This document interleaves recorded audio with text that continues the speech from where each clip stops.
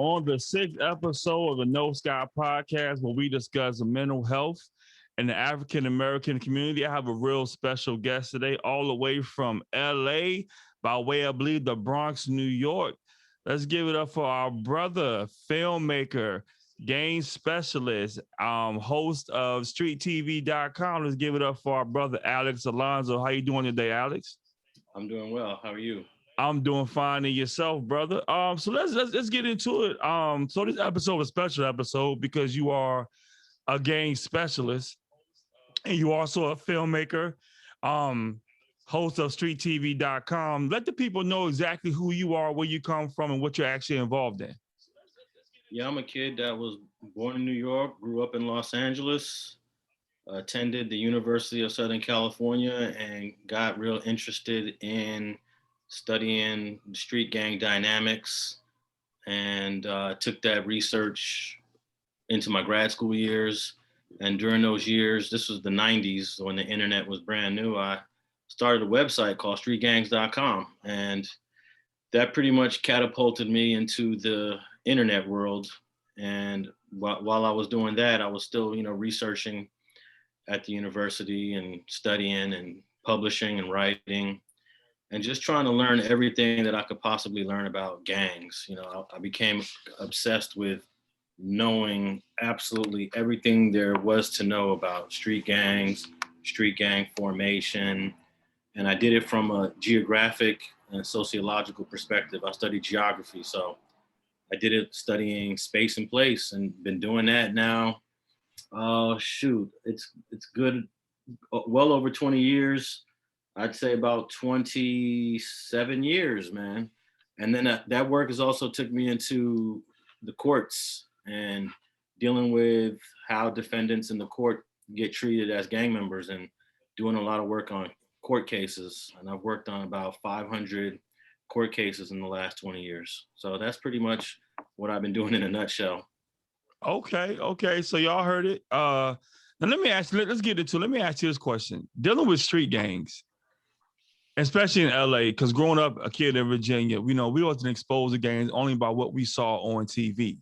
So what is the myths and what is the actual truth about street gangs? Well, I would say one of the biggest myths is that the gang in and of itself as a whole, including all its members, aren't necessarily violent. There is a violent element of the street gang, and every gang has it. But when you look at it member by member, everyone participates at a different level of violence. There are some members that are extremely violent, and there are members that are not violent at all. But usually, the gang gets painted with that broad violent brush, even though I've estimated up to 80% of the members in particular gangs aren't violent at all. So roughly between, I'd say 10 to 15% of a gang does like 90% of the violence. Whereas other people, I just call them like run of the mill gang members. They're not involved in violent activity. They hang out, they socialize, they grew up in the area, but they don't participate in a lot of the things that we have come to learn about gangs through the media, through the police, and through movies. So I would actually say the gang is a less violent entity as many of us have been taught. Got you. Now, do you think dealing with our culture that hip hop has painted a narrative of gangs that isn't actually true just to sell a story that often is painted or created, and the reality of it all is that the poor people and the ones who are pushed aside society have to actually deal with the reality, whereas in Hollywood per se makes it as if or hip hop culture makes it look like it's a cool thing, but in reality, and the mental health side of that, you have a lot of kids that grow up in neighborhoods where really they don't have a choice, either red or it's blue. Um, from your perspective and how you see it, how do you see as far as what hip hop culture does when it comes to street gangs? Well, I'd say hip hop has done both good and bad in terms of depicting gang culture. I'd say the bad part, the negative part, is that a lot of individual rappers kind of emphasize and focus on the violence of of gangs and, guns, drugs, and all of those depictions. But at the same time, it is shown how widespread and the mass appeal that gang culture has throughout the world. Because gang culture is not just drive-by shootings. Gang culture is also a dress, it's a style, it's a fashion. There's a language associated with gang culture. There's a vernacular. Uh, there are cars and a whole car culture that's associated with gang culture. So all of those elements of the gang are interesting to me. If you were to ask a police officer about gangs, all they focus is on violence. And if you had a pie chart of all the elements of gangs, violence would probably be like 10%. All those other parts of the culture are just as interesting and just as important. So that, hip hop has done great in showing the other sides of gang culture that most of the media, most of the movies, and most of the police don't talk about. Got you. Now, on the mental health side, let me ask you this question: What mental effects do gangs have in the Black community, as far as on the overall mental health? What effect does it have on the African American community? I would say that it has a tremendous effect on the community, on the Black community, and not just the gang members. People who have to live among it, live around it, live within it. Just imagine all the kids who never join gangs, but they live in a gang neighborhood, and they got to walk to and fro school every day, and they got to think about what corners to avoid, what streets to cross, how do I avoid getting bullied. Do I take the long way home today? Do I take the short way? And that's one aspect. But of course, the gang members themselves are going through mental health crises. They're dealing with PTSD in the same ways that soldiers in the military deal with it. I would actually argue that they deal with it on a more continual basis than someone in the military does, because the military isn't 24/7 dealing with the potential for violence. When you live on a street corner in anywhere in South LA, you have to think about the potential of violence every moment you step off your porch as a gang member. Every moment you get into the car. It is just such a stressful way to live, as a teenager and throughout your young adult years. So by the time you're 30 or 40 years old and you kind of mature out of the gang, you have dealt with a tremendous amount of mental health issues that, for the most part, unfortunately, never gets treated.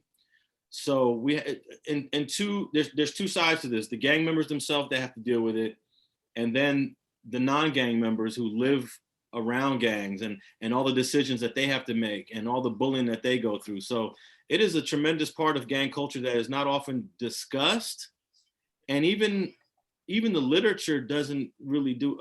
In the last few years, people have been talking about it more. But you look at the last 30 years of gang research, very little of it has touched on mental health.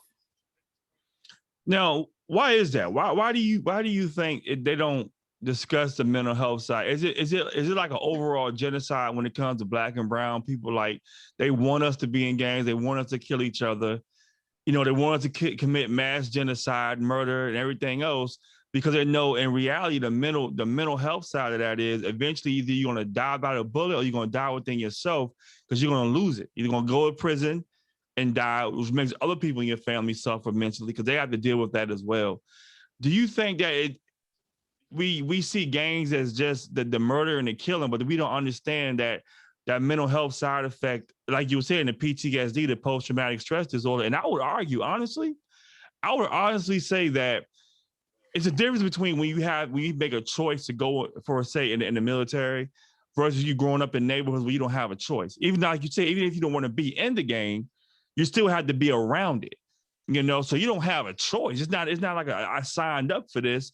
Whereas then you go down to see a recruiter, you go through the whole thing, go through what you got to go through, and you choose to be in the military, versus in gang related neighborhoods, there's no choice. You have to just deal with what's going on around you.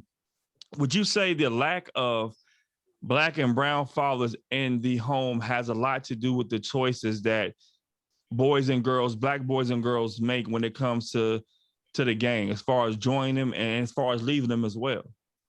Well, yeah. The first question you asked was about why is the discussion on mental health and gang members not a rigorous conversation. And I would say that, in the last 15 years, it is definitely a conversation now that's been on the table when it comes to gang culture and gang members. But I would say that it took a long time to get there. And unfortunately, gang members aren't given the benefit of the doubt because society looks at them as people who made terrible decisions, that decided to get involved in a violent culture. And they don't usually have this. Unfortunately, society doesn't have a lot of sympathy for gang members, but we have to remember and understand that most gang members join as young teenagers before they even understand the world around them. The average gang member joins at 14 years old. So how much do you know as a 14-year-old? And the communities that gangs are created out of are some of the most impoverished communities, at least here in Los Angeles, and it's like that in other cities. So I just feel like there's not enough sympathy. There's not a lot of there's not sympathy given to the gang member when it comes to mental health, but that conversation is definitely changing. And then your second question was, what was your second question? The second question was the lack of fathers in The in lack the of fathers. household. Yeah, definitely. You know, Absolutely. The Black community got to do better. We got to do better, man. I agree. 88% of gang members that are sitting in the California penitentiary come from single parent households led by moms. And this is not repeat that. Did you say 88%? 88% of our brothers sitting in the California penitentiary were born from single mothers. And I'm not trying to shit on moms, but raising kids is a difficult task. And you have to have two parents to raise a kid, and especially boys.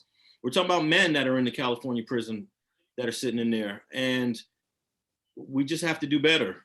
We got too many baby mamas, and we got too many men having children from multiple women. And this has been going on the last 30 years strong. I mean, Black families were intact in the 20s, the 30s, the 40s, and even into the 50s. And, when we get to the 1960s, 70s, and 80s, the Black family is just completely tattered. And, that's a whole nother conversation of how did the Black family get here? But now we're in 2020, and brothers, we got to do better, I mean, I just heard Nick Cannon the other day. He's about to have like his 7th or 8th kid by I don't know how many different women. And even when you're rich and you have the resources like someone like Nick Cannon, you still can't raise all these kids in under one roof. So I'm definitely a proponent of fathers got to do a better job, because look what we're doing. We're feeding the prison system. We're feeding the California Department of Corrections. Black people are 12% of the country, but they represent 50% of the prison population. And most of those people across the country are coming from single parent households. So yeah, fathers, we got to do a better job out here. Now, I was a special education student from 6th through 12th grade. They say there's a high percentage of Black men and women in prison, especially Black men, come from the special education system. Do you find that to be true, or is that just a myth as well? I haven't reviewed any of that data or research, so I'm not well versed on it. But I can tell you that the foster care system has definitely contributed a lot to our prison system and to gangs. A lot of kids that join gangs have went through the foster care system at one point in time. So there's definitely connections between the foster system, between single parent households, and between absentee fathers. Now, when we talk about absentee fathers in the foster care system, once again, it goes back to the mental health side of that, because being raised not around your family, being taught different things, like you were saying, and I totally agree when it comes to the mental health side of gang members, that there has to be a conversation of sympathy, because a lot of these kids don't have choices, and their fathers was in a gang of some sort, and then, like you said, that's a whole different conversation to have about the multiple kids that we have as Black men, and 10, 20 kids and all, 7, 8 baby mamas and all that other stuff, that it does contribute to the overall genocide of our community. And that lacks structure because, like you said, can't nobody no one parent raise 8 or 9 kids under one roof, especially when it's just one parent. And just because you have money is no excuse for ignorance. No, you can't do it. And I think that we should learn from our OGs. Our OGs did this in the 70s. A lot of these OGs in the 70s were having multiple kids by multiple women. And, I'm going to give them a pass because they didn't understand what they were doing in the 70s. They did not understand the consequences and the ramifications of it. But here we are 50 years later, and we're doing the same thing.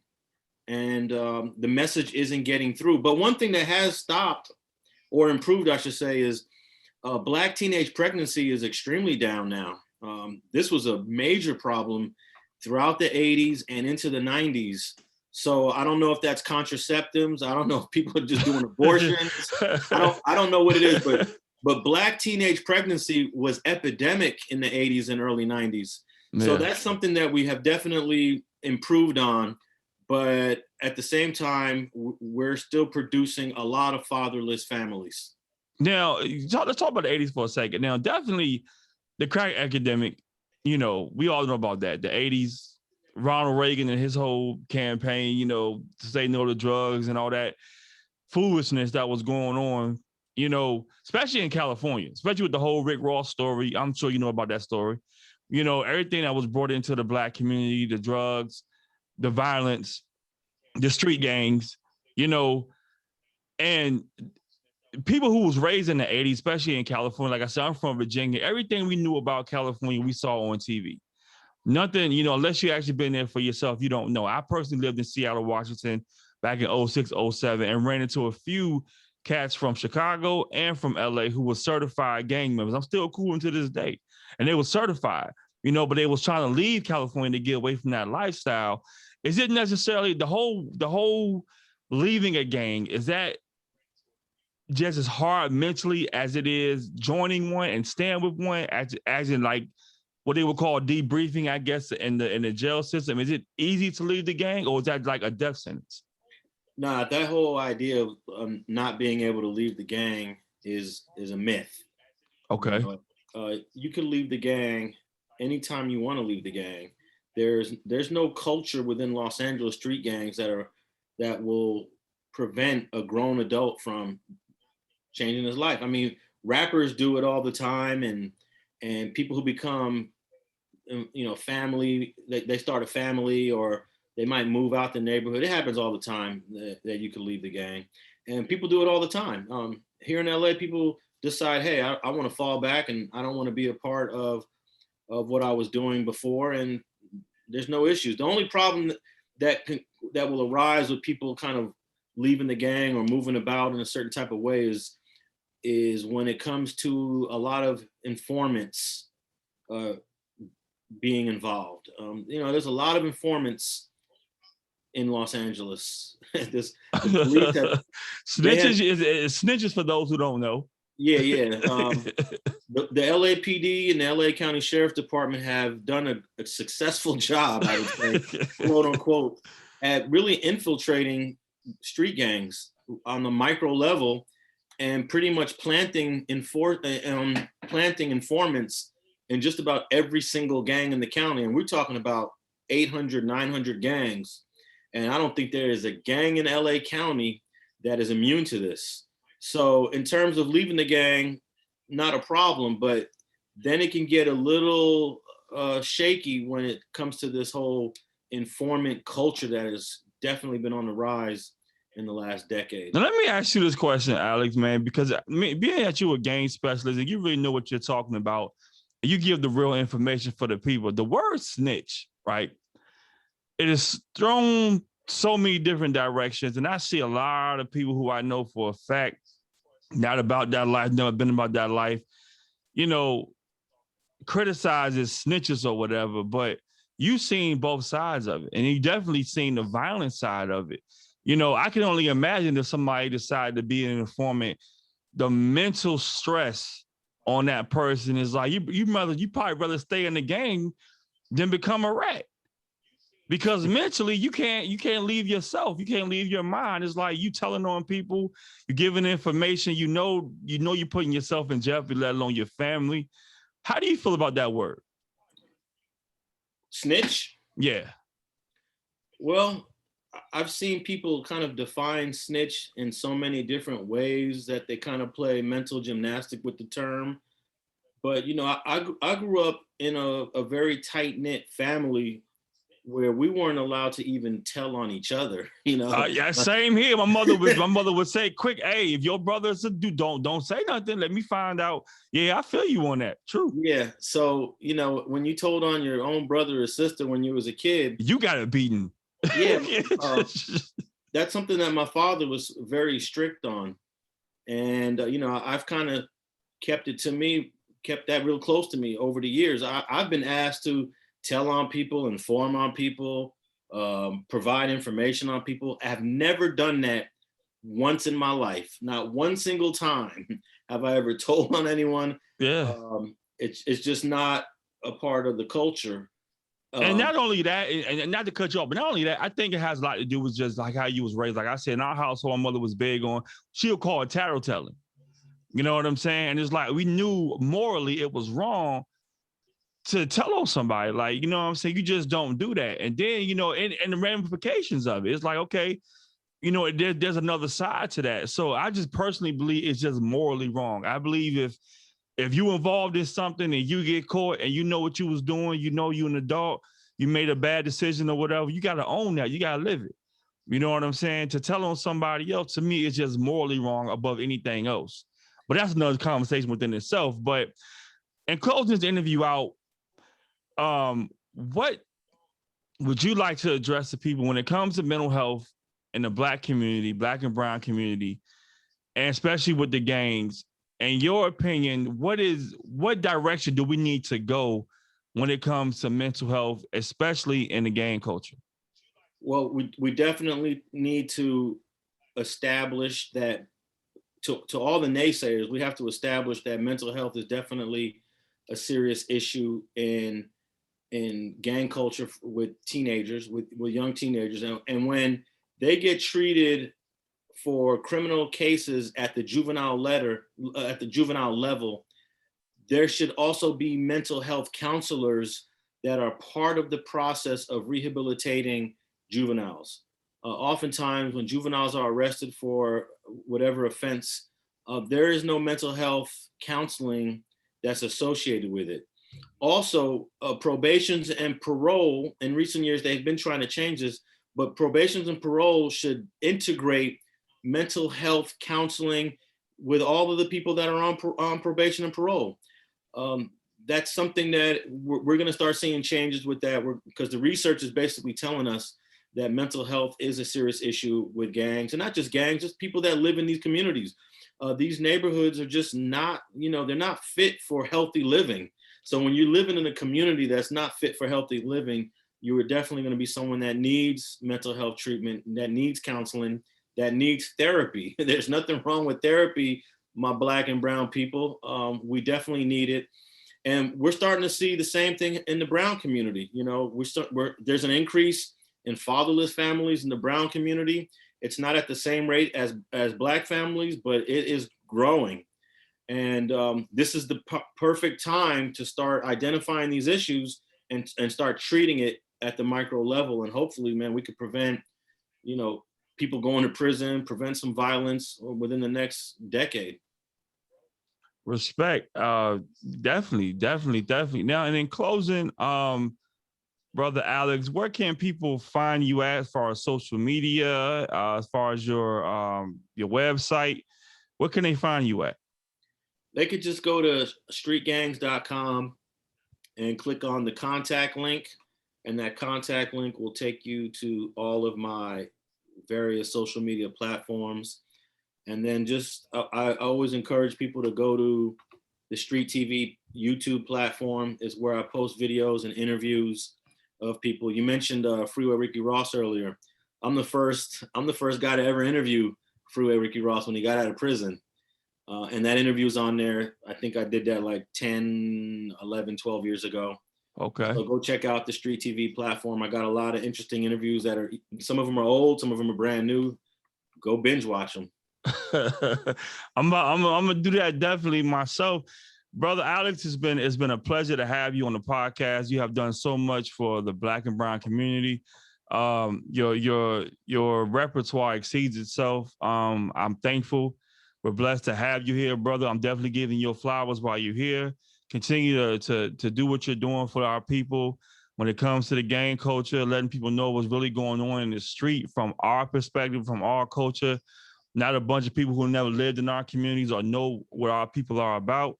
Continue to make the great films, the documentaries, the interviews. I appreciate it, brother, and much respect to you, man. And carry on your greatness. I appreciate it. Thank you, and much success with your new podcast, the No Sky Podcast. Yes, sir. I appreciate that. All right.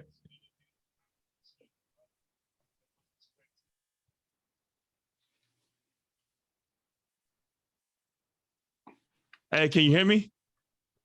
Yes, sir. Hold on for a second. Let me stop the live stream.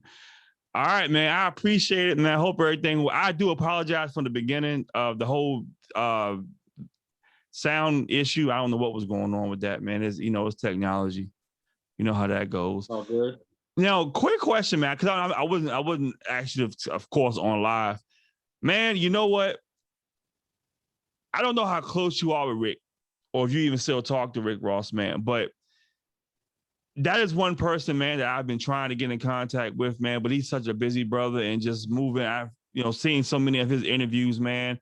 If you happen to run into him, just drop a little note that, hey, there's a brother out here doing a podcast about mental health and he would love to interview you.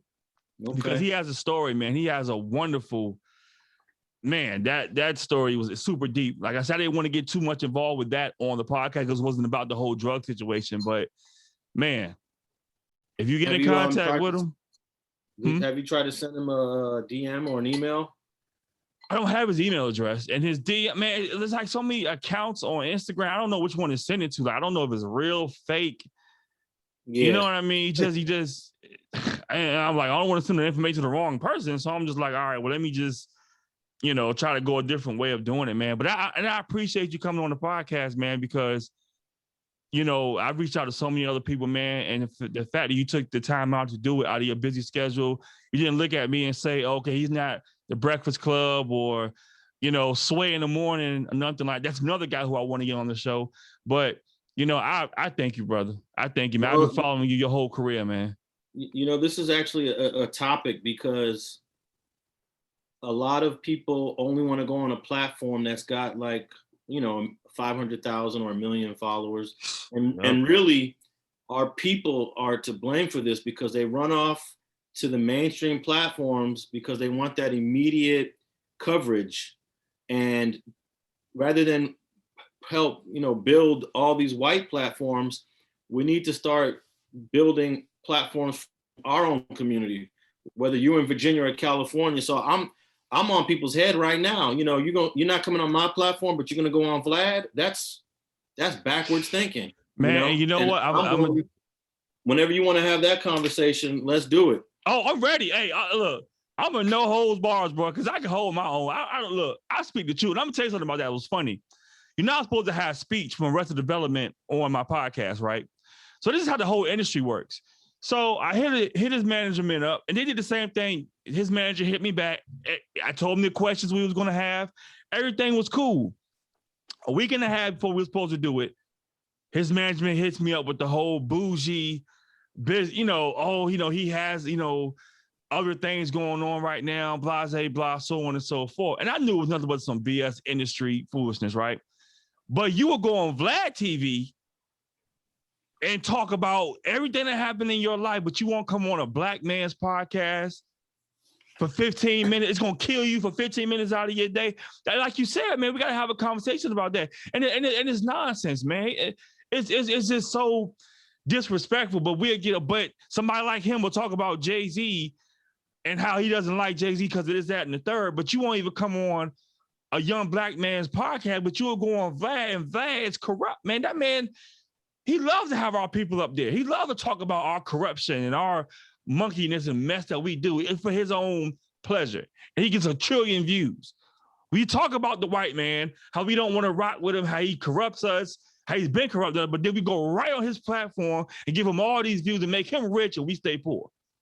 Yep, I'm already knowing. Look, I got 300,000 subscribers on my channel and I still got to deal with it. So. Yeah, but you know what? I'm gonna keep grinding. I'm gonna keep doing what I do. And I use like I said, I put my own money up. I do my own, everything. And it's gonna get better in time. You know what I'm saying? But you're right, man. And I'm gonna call that out. I'm gonna have a whole podcast dedicated to that. If you want to jump back up here another day, we can talk about it strictly about the industry and our Black people and how we do each other when it comes to, once we get to a certain platform, we don't want our Black people, because either we are intimidated because we know that they have something special. We don't want them to outshine us, or we go run to the white man because we think, they got more money, they got more publicity, they're gonna put us in better, in a better state. And I'm gonna tell you something. I don't know if you've seen this on Facebook, on Instagram. The girl Tamika Mallory, the book she had that came out in the state of emergency. How are you gonna have Angela Davis and Cardi B on the same cover? It's beyond me. But we care so much about our Black people. Cardi B don't know nothing about Black people and the destruction of our community. But because it sells and she's popular and she riding Joe Biden and all the rest of them people, and all of a sudden you heard so much about George Floyd and Tamir Rice and all the other brothers that got killed, but you're gonna have somebody like her in the same sentence as Angela Davis. You can't even put them in a, there's no comparison. Yeah. And Killer Mike and all the rest of them, man, all this publicity, marching for Black people, but you want to have somebody like, it's disgusting, man. It's just like you said, you get to a certain level and it's like, we don't, and then I'm gonna tell you something, we always talk about paperwork in the Black community, especially in prison. Paperwork.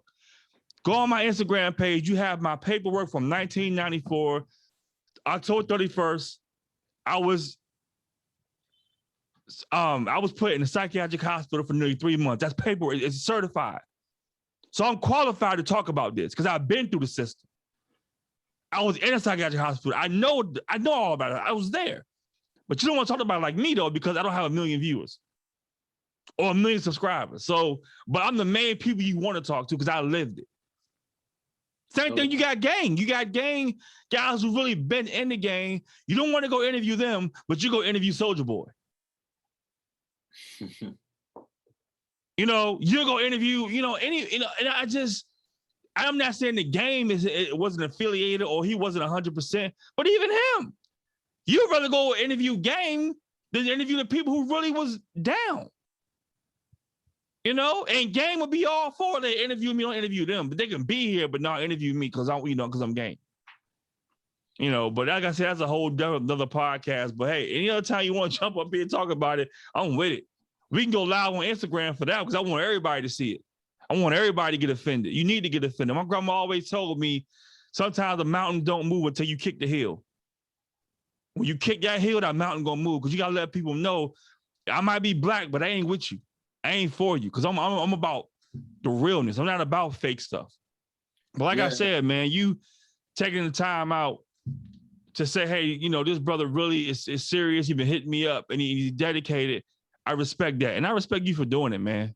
I respect you for doing it. 100%. I appreciate you having me. And we could do another one in a couple months. Let me know. Yeah, man. I'm on Instagram, man. If you don't follow me yet, follow me. If you don't follow me yet, follow me. We're going to get up, man. I appreciate it, brother. All right. Take care, man. All right, you too. Now have a good one. All right. All right.